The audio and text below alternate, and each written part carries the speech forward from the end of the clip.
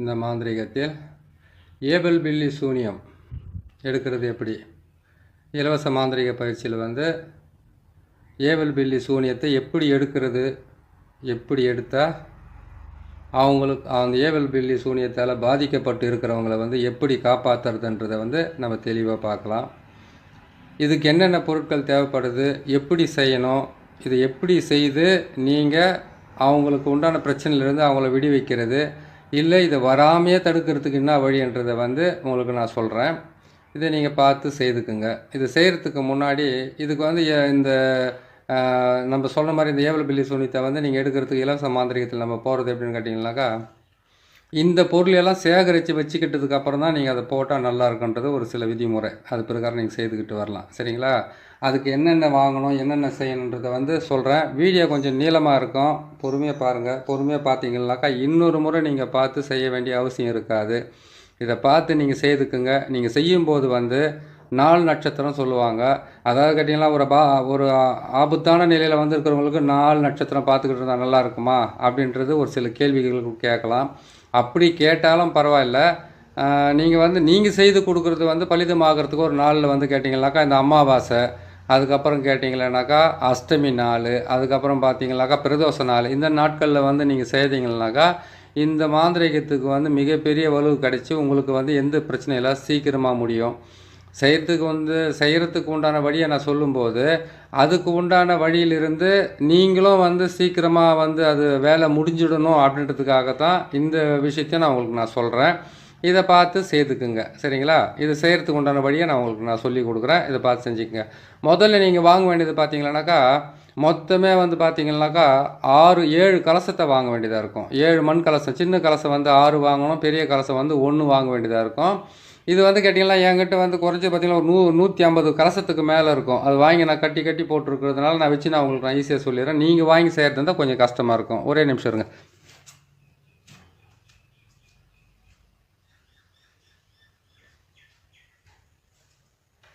அந்த மாதிரி நீங்கள் என்ன பண்ணுறீங்கன்னு கேட்டிங்கன்னாக்கா முதல்ல நீங்கள் வாங்க வேண்டியது வந்து 7 கலசத்தை வாங்குங்க.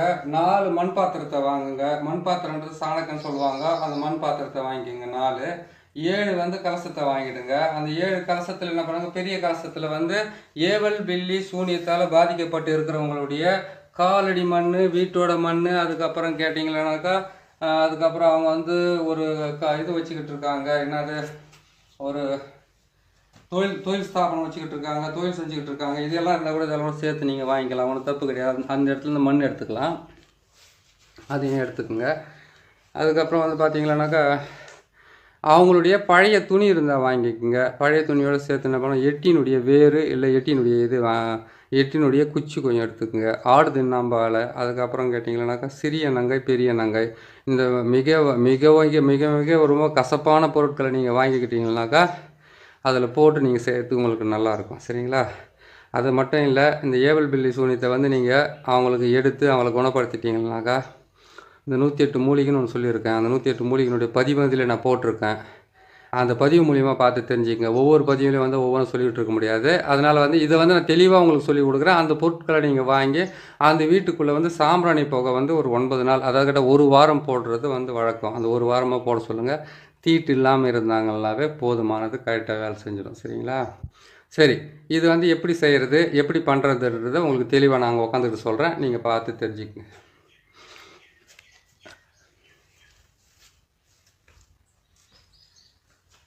ஏவல் பில்லி சூனியம் இதிலிருந்து அவங்களை விடுபட வைக்கிறதுக்காக, பாதிக்கப்பட்டவங்களை விடுபட வைக்கிறதுக்காக நீங்கள் செய்ய வேண்டியது 4 மண் பாத்திரத்தில் வந்து 4 மண் பாத்திரத்துலையும் வந்து மயான சாம்பல் எடுத்துக்கணும். அதுக்கப்புறம் வந்து பச்சரிசி மாவு எடுத்துக்கணும், காலடி மண் எடுத்துக்கணும்.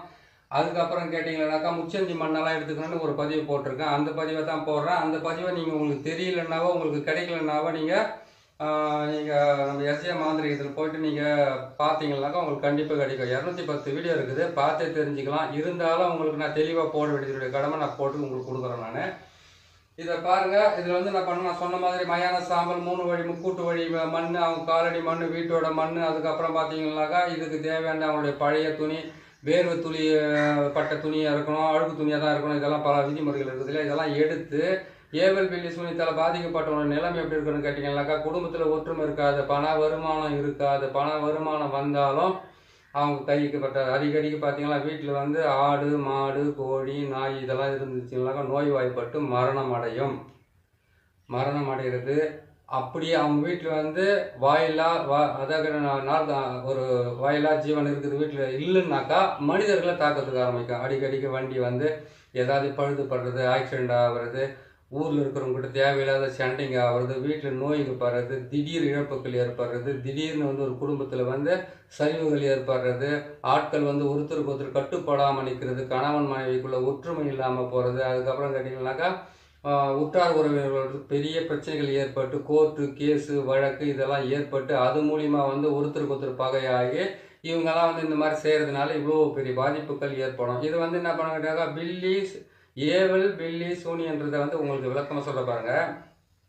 ஏவல் என்பது வந்து துஷ்ட ஆத்மாக்களையோ இல்லை ஒரு வந்து நரபலி மாதிரி ஒன்று கொடுத்துட்டு அதை ஏவி விடுறதுக்கு பேர் தான் ஏவல். ஒரு விஷயம் ஆச்சுங்களா. பில்லின்றது என்ன அர்த்தம்னு கேட்டிங்கன்னாக்கா கருப்பு பூனை, அதாவது கரும் பூனையை வந்து எந்த விதமான முடி வெள்ளையா இல்லாத ஒரு கரும் பூனையோ அந்த பூனையை என்ன பண்ணுவான்னு கேட்டிங்கன்னாக்கா ஒரு கெட்ட நேரத்தில் அதை வந்து பலி கொடுத்து அதனுடைய ரத்தம், அதனுடைய குடல், அதனுடைய சில பொருட்களை வச்சு என்ன பண்ணுவாங்க கேட்டிங்கன்னாக்கா இன்னும் அதனுடைய அந்த உருவத்தை செஞ்சு அந்த உருவத்துக்குள்ளே அந்த அவங்களுடைய உறுப்புகள்னு சொல்லக்கூடிய அவங்க உடலில் இருக்கக்கூடிய சில வகையான பொருட்களை வச்சு அதுக்கு வந்து சுற்றி அந்த பூனையை பலி கொடுத்துட்டு அந்த பூனையை அதோடு சேர்த்து போட்டு புதைச்சாங்கன்னாக்கா அது எப்படி துடிச்சு மரணம் அடையுதோ அந்த மாதிரி மரணம் ஏற்படுறதுக்கு பேர் தான் பில்லி. சரிங்களா. சூனியம் என்பது வந்து கேட்டிங்கன்னாக்கா எந்த விதமான செயல்திறனும் இல்லாமல் அப்படியே வந்து ஸ்தம்பித்து போய் நின்றுட்டு இதெல்லாம் நடக்குமான்னு கூட நினச்சி பார்க்க முடியாத அளவுக்கு துன்பத்தை கொடுத்து அவங்க வாழ்க்கையில் விரக்தி அடைஞ்சு தன்னைத்தானே அழிச்சிக்கிறதுக்காக முயற்சி பண்ணுறதுக்கு பேர் தான் ஏவல் பில்லி சூனியத்தை பிரயோகம் பண்ணுறது. அதாவது கேட்டிங்கன்னாக்கா ஏவல்ன்றது வந்து துஷ்டாத்மாக்களையும் நான் சொன்ன மாதிரி இந்த பொருட்களையும் வச்சு அது பிரயோகம் பண்ணுறது. பில்லின்றது வந்து பூனைகளை வச்சு இது செய்கிறது வேலை. அதுக்கப்புறம் கேட்டிங்கன்னாக்கா சூனியம் என்பது வந்து கேட்டிங்கன்னாக்கா அதாவது கேட்டிங்கன்னாக்கா எந்த விஷயத்தையுமே செய்யவே முடியாத அளவுக்கு அப்படி மீறி செய்துட்டாலும் அது நஷ்டம் தான் வரும். அப்படி மீறி நீங்கள் போயிட்டாலும் அதில் வந்து ஆபத்து தான் வரும். இது எல்லாம் செய்கிறதுக்கு பேர் தான் ஏவல் பில்லி சூனியம். ஏற்கனவே போட்ட தலைப்பில் வந்து இதை நான் உங்களுக்கு விளக்கமாக சொல்லலை. ஏவல் பில்லி சூனியம் இருக்கிறது எப்படின்றத மட்டும் தான் போட்டிருப்பேன். அதுவும் கொஞ்ச நேரம் தான் போட்டிருப்பேன். அதனுடைய விளக்கத்தை நான் வந்து இந்த இலவச மாந்திரிகம் சொல்லக்கூடிய அதாவது கேட்டிங்கன்னாக்கா இலவச அடிப்படை மாந்திரிகம் சொல்லக்கூடிய இதில் வந்து நீங்கள் தெளிவாக தெரிஞ்சுக்கிட்டு செய்தால் தான் கரெக்டாக இருக்கும். புரியுதுங்களா. உங்களுக்கு ஏற்கனவே சொன்ன மாதிரி என்கிட்ட இது 100 கணக்கில் இந்த காசங்கள் இருக்கிறதுனால வரவங்களுக்கெல்லாம் கொடுத்து அனுப்பிச்சிக்கிட்டே இருப்பேன் நான். அதுலேருந்து இந்த கலசத்தை நான் உங்களுக்கு வச்சிருக்கிறேன். நான் 6 கலசம் சின்ன கலசத்தை வாங்கி அந்த 6 கலசத்தில் வந்து 108 மூலிகை சொல்லியிருக்கிறேன். அந்த 108 மூலிகையை வந்து இதுக்குள்ளே போட்டு அவங்க காலடி மண்ணை போட்டு அவங்க வீட்டோட மண்ணை போட்டு அதுக்கப்புறம் அவங்களுடைய அழுக்கு துணின்னு சொல்லக்கூடிய அந்த துணிகளெல்லாம் போட்டு நான் சொன்ன மாதிரி மாவு அந்த மயான சாம்பல் இதெல்லாம் எடுத்து நீங்கள் இந்த பொம்மையாக செய்து இந்த பொம்மையிலேருந்து என்ன பண்ணாங்க அவங்க உச்சந்தலை மேலே வந்து இந்த பொம்மையை வச்சு கற்பூரத்தை போட்டு அந்த பொம்மை மேலே போட்டு கொளுத்தி அவங்களுக்கு 8 முறை சுற்றி கீழே இருக்கணும். புரியுதுங்களா. ஒரு நிமிஷம் தண்ணி குடிச்சுக்கிறேன்.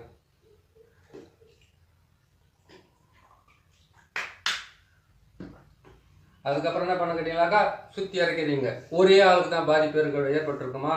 இல்லை. ஒரு மாந்திரிகத்தில் வந்து பாதிப்பு ஏற்படுறது எப்படின்னு கேட்டிங்களானாக்கா ஒரு குடும்பத்தில் என்ன பண்ண கேட்டிங்கனாக்கா எந்த மாந்திரிகராக இருந்தாலும் நேராக போனோன்னு இந்த ஆள் மட்டும் அழியணும்னு செய்ய மாட்டாங்க. அவங்க என்ன பண்ண கேட்டிங்கனாக்கா அவங்களுடைய குலதெய்வத்தையும் கேட்பாங்க. அதுக்கப்புறம் கேட்டிங்கன்னா அவங்க வீட்டில் எத்தனை பேர் இருக்கிறாங்கன்னு அவங்க கேட்பாங்க. இது எல்லாம் கேட்டு அந்த பேர் எல்லாம் ஒன்றா சேர்த்து ஒரு தகட்டில் எழுதி இல்லை மயான சாம்பலில் எழுதி அப்படின்னா எட்டின்ற பாருங்க கருவூமத்தினுடைய சாம்பல் வச்சுக்கிட்டு இருப்பாங்க. அதில் போட்டு எழுதிட்டு மயான சாம்பலில் கலக்கி மொத்தத்தையும் போட்டு மிக்ஸ் பண்ணி அந்த காலடி மண்ணெல்லாம் கொடுத்து முக்கூட்டு வழியில் இடுகாட்டில் சுடுகாட்டில் அப்படின்னு அவங்க வீட்டில் அவங்க வந்து அவங்க போகிற வழியில் வர வழியில் போட்டாங்கன்னா தானாவே போதுமானது. அதுக்கப்புறத்துலேருந்து அவங்களுக்கு பிரச்சனை ஸ்டார்ட் ஆகிடும். அந்த பிரச்சனையில் வந்து ஒரே ஒரு ஆள் போட்டு அந்த குடும்பத்தையே குழப்பி நாசம் பண்ணிடுவார். ஒரே ஒரு ஆள் தான் அந்த குடும்ப தலைவனோ குடும்பத்தில் இருக்கக்கூடிய ஏதோ ஒரு விஷயம் எத்தனை விஷயம் இந்த மாதிரி இருக்குதுங்க. ஒரு சாதாரண வந்து பில்லி சூனியம் ஏவல் பில்லி சூனியன்றது வந்து நீங்கள் வந்து ஒரு சர்வசாதாரண எடுத்துன்னு போகக்கூடாது. தேவை எப்படின்னு கேட்டிங்கன்னாக்கா ஒரு தொழிலுக்காக ஏற்பட பிரச்சனைனாக்கா தொழில் வந்து நஷ்டம் ஏற்படுது. அப்போ ஏவல் பில்லி சூனியம் செய்துட்டு இருப்பாங்களா அப்படின்னு ஒரு டவுட் இருக்குது இல்லையா. அதே மாதிரி இன்னொரு விஷயத்தை நீங்கள் கேட்டிங்களானாக்கா வெறும் தொழிலுக்காகவோ ஒரு குடும்பத்தில் அழிக்கிறதுக்காகவோ பிரயோகம் பண்ணுற ஒரே ஒரு வேலை கிடையாது இது. எப்படின்னு கேட்டிங்கன்னாக்கா குழந்தைங்க முதல் கொண்டு இருந்து பெரியவங்க வரைக்கும் அதாவது கேட்டிங்கன்னாக்கா தெரிஞ்சவங்க எப்படி செய்வாங்கன்னு கேட்டிங்கன்னாக்கா 9 வயசுக்குள்ளே இருக்கிற குழந்தைங்களுக்கு அவங்களுக்கு வந்து எந்த விதமான மாந்திரிகத்தையும் பிரயோகம் பண்ண மாட்டாங்க. அதே மாதிரி கேட்டீங்கன்னாக்கா 65 வயசுக்கு மேலே இருக்கிறவங்க வந்து மாந்திரிகத்தை பிரயோகம் பண்ண மாட்டாங்க, பண்ணக்கூடாது. அப்படியே மீறி அவங்களுடைய பேரை சேர்க்குறாங்கனாக்கா அவங்க வந்து நோய்வாய்ப்பட்டு போவாங்க. அதில் 12 வயசுக்கு மேலே இருந்தால் தவறான உறவுகளோட சேர்க்கையில் போய் சேர்ந்து அந்த குடும்பத்துடைய பேரை கெடுக்க ஆரம்பிப்பாங்க. சரி, அதுவும் இல்லாமல் போகுதுனாக்கா திடீர்னு வீட்டுக்குள்ளே இருக்கிறவங்களுக்கா பணத்தை காணாமல் போகிறது, தொழிலில் வந்து முடக்கம் ஏற்படுறது, நகைங்க வீட்டில் இருந்து காணாமல் போகிறது, இந்த மாதிரிலாம் ஒருத்தர் ஏவி விடுற அந்த ஏவல் பில்லி சூனியத்தினால குடும்பத்தில் பல குழப்பங்களை உருவாகி ஒற்றுமையாக இருக்கிற குடும்பம் துண்டு துண்டாக பிரிஞ்சு போகும். இதுக்கு பேர் தான் ஏவல் பில்லி சூனியம். அதே மாதிரி கேட்டிங்கன்னாக்கா நல்லாவே பேசிக்கிட்டு இருந்தவங்க திடீர்னு எதிரி ஆவாங்க, நல்லாவே பழகிக்கிட்டு இருந்தவங்க திடீர்னு உங்களுக்கு வந்து பார்த்தீங்கன்னாக்கா அவங்க விரோதியாக மாறுவாங்க. இதுக்கும் ஏவல் பில்லி சூனியம் தான் காரணம். இது அப்படி இல்லைன்னு கேட்டால் தன் வாயாலே கலகத்தை உருவாக்கி, பிரச்சனையை உருவாக்கி, நஷ்டத்தை உருவாக்கி, மனசுக்குள்ளே சிரிக்க வைக்கிறதுக்கு பேர் தான் ஏவல் பில்லி சூனியம். இந்த விளக்கம் போதுமானது. இதுக்கப்புறம் இது செய்ய வேண்டிய வேலையை மட்டும் எப்படி சொல்லிடுறேன்.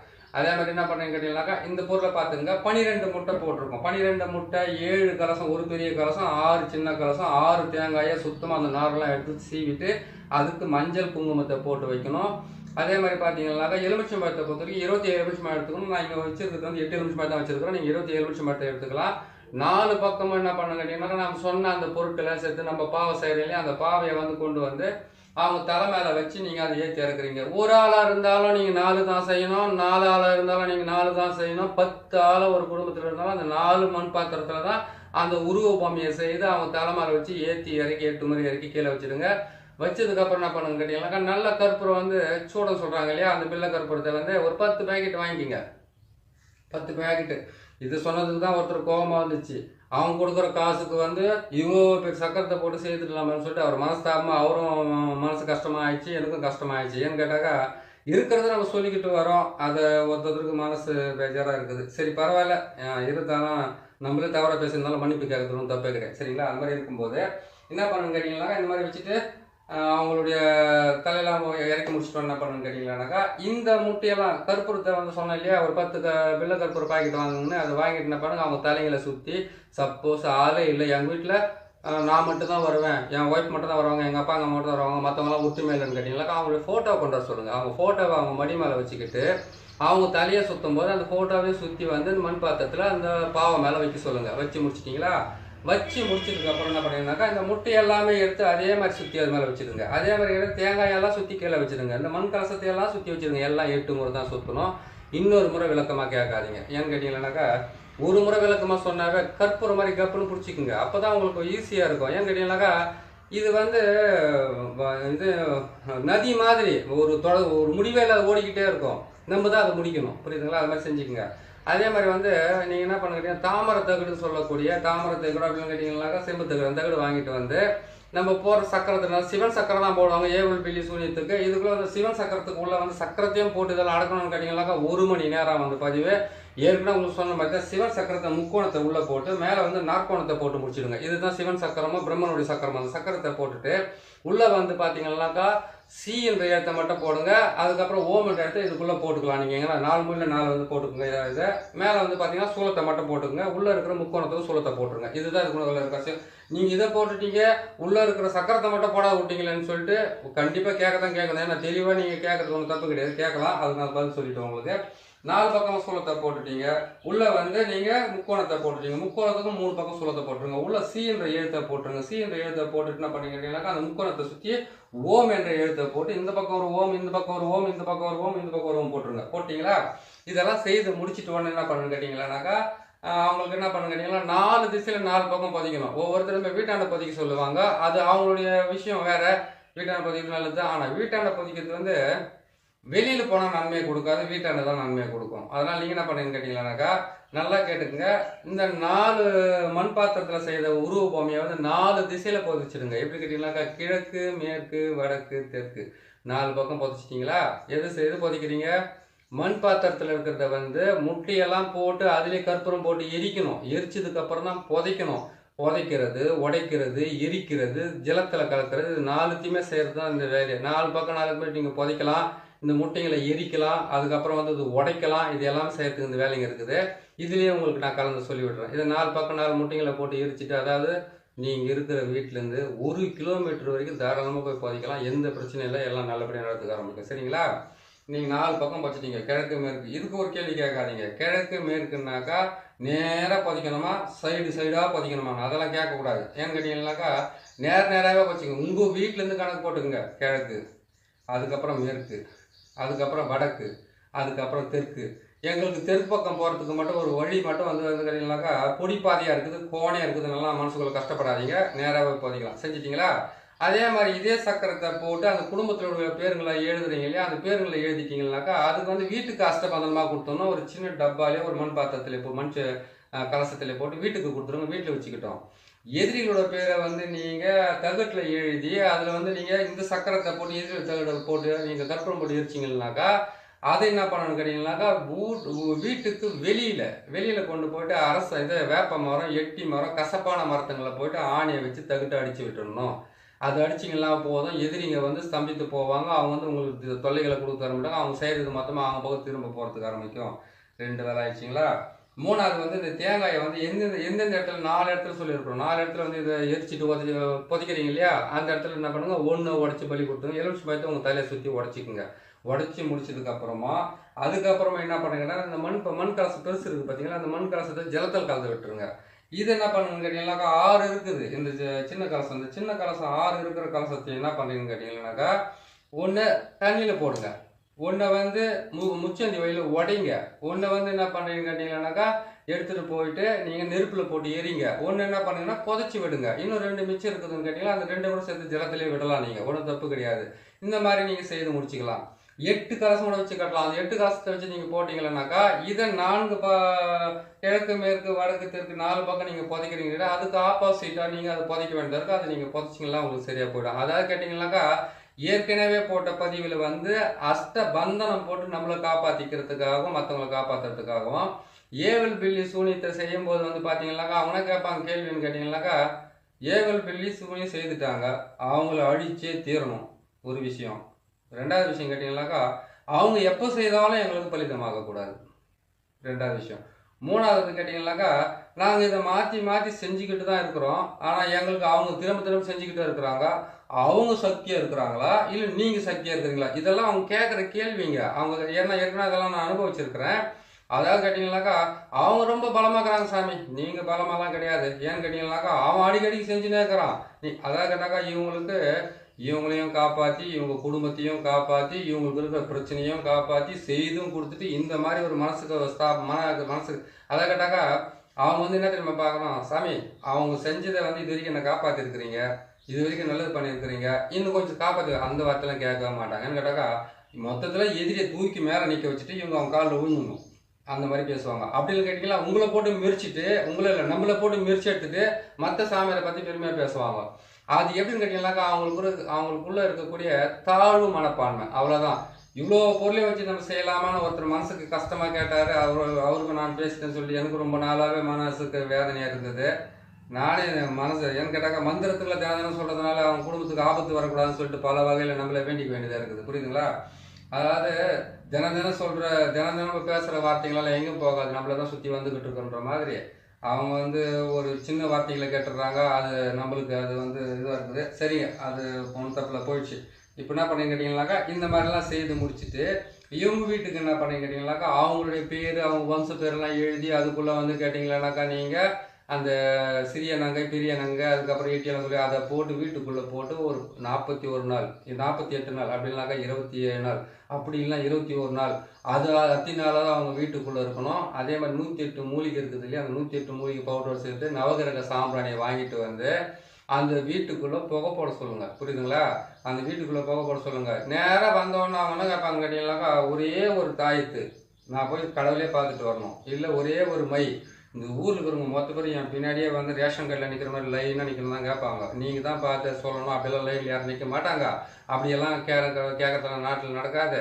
நீங்கள் முதல்ல காப்பாற்றிக்கோங்க, உங்கள் தொழிலை காப்பாற்றிக்கோங்க, உங்கள் குடும்பத்தை காப்பாற்றிங்க. இது காப்பாற்றிக்கிட்டால் போதும் சாமி அப்படின்றதுக்கு உண்டான வழியை நீங்கள் சொல்லுங்கள். அது சொல்லிவிட்டு செஞ்சு கொடுங்க. ஏன்னு கேட்டிங்கனாக்கா எல்லாருக்குமே ஆரம்ப காலத்தில் வந்து நான் செஞ்சுக்கிட்டு இருக்கும்போது கூட பாருங்கள், ஒரு கஸ்டமர் வருவாங்களா 10 ரூபா நம்மளுக்கு கிடைக்குமான்ற ஆசையில் இருந்தாலும் சொல்லலாம். ஆனால் சில விதிமுறைகள் பிரகாரம் நம்ம கட்டுக்கோப்பாக இருந்தோம்னாக்கா ஈஸியாகவே இந்த மாந்திரிகத்திலேருந்து ஜெயிக்கலாம், புரியுதுங்களா?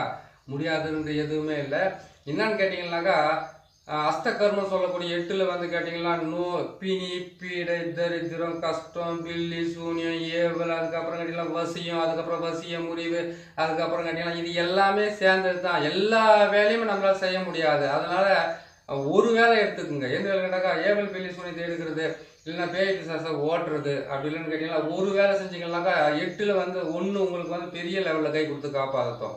ஒன்று பார்த்தீங்கன்னா சிறிய லெவலில் வந்து உங்களுக்கு வந்து வருத்தத்தை ஏற்படுத்தி கொடுத்தது இல்லையா. அதனால் உங்களுக்கு வந்து எது வந்து உங்களுக்கு ரொம்ப ஈஸியாக முடியுது உங்களுக்கு செஞ்சு கொடுக்குறது இல்லையா, அதை வந்து மேலே வந்து நீங்கள் முழுசாக நீங்கள் கவனத்தை வைங்க. இன்னொன்று சொல்லிடுறேன், தொடர்ந்து தினமும் ஆள் வந்துக்கிட்டே இருக்க மாட்டாங்க. அப்படின்னு கேட்டிங்கன்னாக்கா கேந்திரத்தில் வந்து உங்களுக்கு வலுப்பற்ற கிரகங்கள் உச்சம் பெற்று இருந்தாக்கா அந்த மாதிரி அந்த கிரகத்தினுடைய திசை முறைக்கு வந்துக்கிட்டே தான் இருப்பாங்க ஜனங்கள். கெட்ட நேரமாக இருந்தாலும் நல்ல நேரமாக இருந்தாலும் வருஷத்தில் 3 மாதம் கண்டிப்பாக வருவாங்க ஆளுங்க. அதுக்காக நீங்கள் அலைய வேண்டியதில்லை. கொஞ்சம் பொறுமையை காத்துக்குங்க. வேகமாக போனாலும் ஒரு நாளைக்கு நம்ம எதாவது ஒன்று ஆள் தான் போகிறோம். மொல்லமாக போனாலும் ஆகும். வேகமாக போய் விழுந்தால் தான் அதிகமாக அடிப்படும். மொல்லமாக விழுந்தோம்னாக்கா தடுமாறி கூட ஏஞ்சி நின்றுலாம். அதனால் வந்து மனசை கட்டுப்படுத்தி ஒரு நிலைப்படுத்தி இது செஞ்சால் தான் பழிக்குதுனாக்கா அந்த வழியை கொஞ்சம் கைப்பிடிங்க. அதை நீங்கள் கடைப்பிடிச்சிங்கன்னா உங்களுக்கு கண்டிப்பாக அது வழி கொடுக்க ஆரம்பிக்கும். இது எல்லாம் செய்து முடிச்சதுக்கு அப்புறமா அவங்களுக்கு என்ன பண்ணுங்க கேட்டிங்கன்னாக்கா 8 நாளைக்கு வந்து அந்த வீட்டுக்கு அதான் சொல்லலாம் 8 நாள் 16 நாள் 21 நாள் 48 நாள் 27 நாள் மிக்ஸ் பண்ணி அந்த வீட்டுக்குள்ளே சாம்பிராணி போட்டு வீட்டை கழுவு சொல்லுங்கள். ஏவல் பில்லி சூனி எடுக்கிறதுனாக்கா ஒரே ஒரு கஷ்டத்தை கொடுத்து அனுப்பாதீங்க. நீங்கள் கரெக்டாக பார்த்து இதெல்லாம் செஞ்சு கொடுங்க. வீட்டுக்கு அஷ்டபந்தனம் போகிறதுனாக்கா நீங்கள் சிவனுடைய ஆச்சாரத்தை போட்டு கொடுக்கலாம். ஒருத்தருக்கும் சிவன் தான் அவங்களுக்கு வந்து பலிதமாவார். ரொம்ப பெரிய வீடியோ போது பார்த்து கரெக்டாக பார்த்து செஞ்சுங்க சரிங்களா. இதெல்லாம் செய்து முடிச்சு அதெல்லாம் முடிச்சு கொடுங்க. சிவனுடைய ஆச்சாரம் போட்டு அஷ்டபந்தனத்தை போட்டு கொடுத்துட்டு அந்த 21 நாள் பொறுத்திருந்து கூட நீங்கள் அது கழிச்சு கோயில் கூட வைக்க சொல்லுங்கள். அதுக்குள்ள அந்த வீட்டிலேருந்து எல்லாமே பிரச்சனை எல்லாம் விலைக்கு போகிறதுக்கு ஆரம்பிச்சிடும். படிப்படி அந்த குடும்பத்தில் ஒற்றுமை வரதுக்கு ஆரம்பிக்கும். அடிக்கடிக்கு வீட்டில் மஞ்சள் தண்ணியை தெளிக்க சொல்லுங்கள். அதே மாதிரி கேட்டிங்கன்னா மாட்டு கோமியத்தில் முகத்தை கழுவு சொல்லுங்கள். தலைமையில தெளிச்சு சொல்லுங்கள். வாசலில் வந்து மாட்டு கோமியமோ மாட்டு சாணத்தண்ணியை வந்து சாணி தெளித்து மாட்டு கோமியத்தை தெளிக்க சொல்லுங்கள். 4 பக்கம் வீட்டுக்கு வெளிப்பக்கம் நீங்கள் புதைக்கிறதுக்காண்டி அஷ்டபந்தனம் கொடுக்குறீங்கன்னாக்கா அந்த இடத்துலையும் வந்து இந்த மாட்டு கோமியத்தையும் அதுக்கப்புறம் பசுமாட்டு சாணத்தையும் போட்டு தெளிக்க சொல்லுங்கள். அமாவாசை பௌர்ணமி அன்னைக்கு வந்து கண்டிப்பாக வீட்டுக்குள்ளே வந்து ஏதாச்சும் ஒரு எலுமிச்சை பழமோ இல்லை கல்யாண பூசணிக்காவோ அதெல்லாம் கூட சொல்லுங்கள். சரி இல்லை ஒரு ஆடு கோழியை பலி கொடுத்து தான் ஆகணும்னு கேட்டிங்கன்னாக்கா ஆடு கோழி பலி கொடுக்குறது அந்த சக்கரத்தை போட்டு கொடுக்குறது தான் நீங்கள் கொடுக்கலாம். ஏன்னா நம்ம கொடுத்து அந்த ரத்த இதெல்லாம் வந்து போட்டு கொடுக்கலாம். யூடியூப்பில் நிறைய ஃபார்மாலிட்டிஸ் இருக்குது. அதனால் நீங்கள் என்ன பண்ணிக்கிறீங்களா அப்படி அவங்க கொடுக்குறதா இருந்தாக்கா நீங்கள் வாங்கி கோழியை வாங்கி என்ன பண்ணுங்கள் அவங்க தலையை வந்து கரெக்டாக வந்து 27 முறை தலையை சுற்றி அவங்க வாயால் வந்து அந்த கோழியினுடைய காதை மூடிக்கிட்டு இந்த பிரச்சனைக்காக தான் உன்னை நான் பலி கொடுக்குறேன் அப்படின்றத வந்து தெளிவாக சொல்லுங்கள். ஏன்னு கேட்டிங்கன்னாக்கா ஒரு உயிர் போகிறதுக்கு முன்னாடி எதுக்கு சாகுதுன்ற சில விஷயத்தை அதுக்கு தெரியணும். நீங்கள் அது கோழி போய் எப்படி புரிஞ்சிடும்? கோழி போய் தெரியுமா நம்ம வெட்டி எது போய்ட்டு ஆக்கி தின்னு போட்டு நம்ம மேலே தச்சு படுக்க வேண்டியதானே? அதுதான் கேள்வி. அதெல்லாம் கிடையாது. எந்த ஜீவனாக இருந்தாலும் அது உயிர் போகிறதுக்கு வந்து சில காரணங்கள் இருக்கணும். அதை வந்து நீங்கள் சொல்லுங்கள்.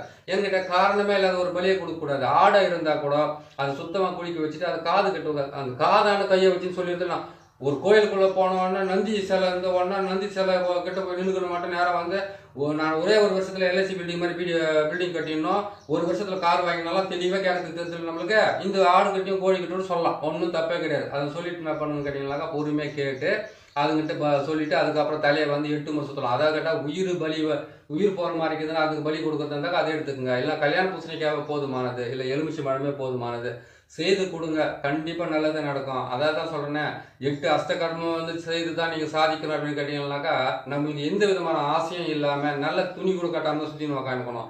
அதனால் நம்மளுக்கு எது வருதோ எது உங்களுக்கு ரொம்ப சீக்கிரமாக அதை செஞ்சு கொடுங்க. இந்த பதிவை நீங்கள் பார்க்குறீங்க.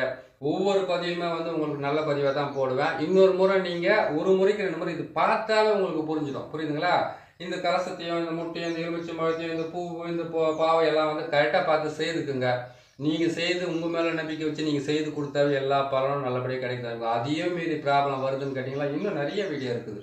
அந்த வீடியோவை பார்த்து நீங்கள் செய்து நீங்களே பலன் பெறுங்க. சரி, இதெல்லாம் சொல்லிட்டோம். இதுக்கு ஒரு மந்திரத்தை வந்து என்ன சொல்லியிருக்கேன், இருந்தாலும் சொல்லி விட்டுறேன். புரியுதுங்களா?